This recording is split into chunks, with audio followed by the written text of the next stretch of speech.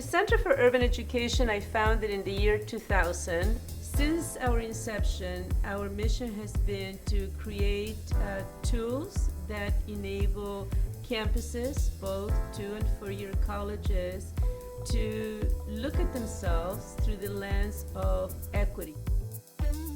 California, very interestingly, is the only state that actually has a student equity policy for community colleges.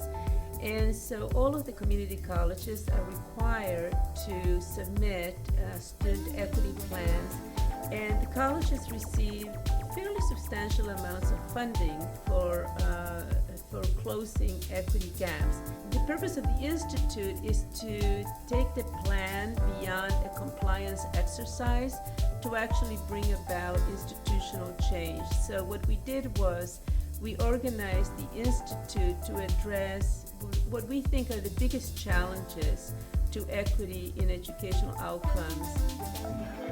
We're both going to be talking about how we talk about race and engaging meaningful conversations, but also engaging in meaningful conversations about race. And one thing I would say is, as we thought more and more about it, buy-in is just to get us towards ownership.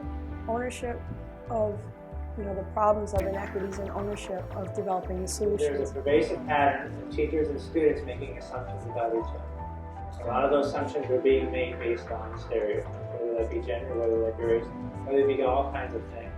And whatever goals you've set in your equity plan, and you can use that as a talking point in saying, this is the number of additional core successes we need to achieve our equity plan goal. And a lot of times that's the approach that needs to be taken. What I took away from today is that we talked about some really good strategies that I think we can use going back and being able to have those conversations. And I think those conversations will need to take place in different forums. So we came away with a lot of good ideas that I think we can definitely implement in the next couple of months. Today I got to work alongside and have conversations with campus leaders, and that made me very hopeful about what lies ahead, because I feel like they've gotten a sense of urgency and that there could be some positive change in the future. I believe the biggest takeaway is making buy-in a priority of our student equity committee is going to create change, and with that there's a consensus among the team that we are change agents. Just the message itself and this whole revolution of being equitable in our society, in our school systems, in our communities, I think that's so important. That's going to be the challenge, is changing the paradigm and the culture and the resistance. And so we're optimistic and hopeful, and that our choir is going to get bigger and bigger, and we'll win them over eventually.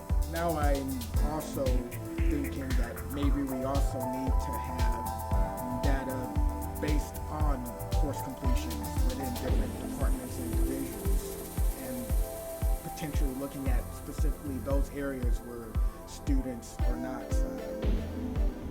realizing their full potential.